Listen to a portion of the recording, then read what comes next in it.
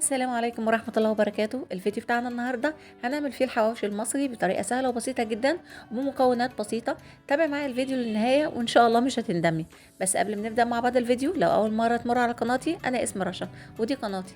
يا ريت ما تنسوش تدعموني بالاشتراك في القناة ولايك وشير ونفعل الجرس على الكل. نبدأ بسم الله.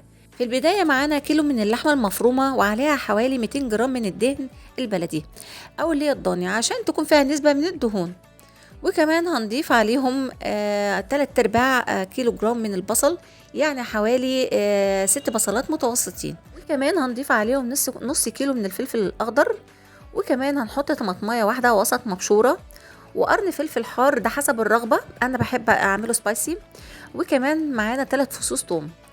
وهنضيف معلقة كبيرة من الفلفل الأسود ومعلقة كبيرة توم باودر ومعلقة كبيرة بصل باودر ومعلقة صغيرة كمون ونص معلقة صغيرة جنزبيل ونص معلقة صغيرة قرفة ونص معلقة صغيرة حبهان مطحون ومعلقتين كبار من الدقيق. وطبعا الملح هيكون حسب الرغبة.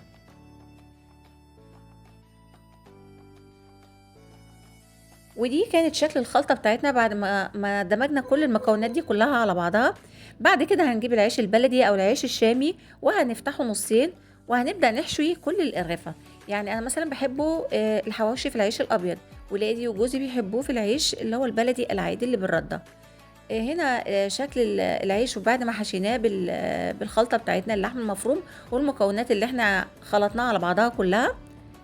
ده العيش البلدي، وهوريكم شكل العيش الشامي كمان. وهنا العيش الشامي بعد ما حشيته. وبعد ما حشيت الكميه بتاعتي هاخد كل رغيف وهدهنه بالزيت من ناحيتين، وبعدين هلفه بورقه من الزبده. وبعد ما اخلص الكميه كلها زي ما انتم شايفين كده، هدخله على فرن لدرجه حراره 200 لمده 45 دقيقه تقريبا. وكل ربع ساعه هنبتدي نقلبه. وادي النتيجة النهائية، وبألف هنا على قلبكم. يا رب يكون الفيديو بتاعي خفيف على القلب وتكونوا استفدتوا ولو بحاجة بسيطة.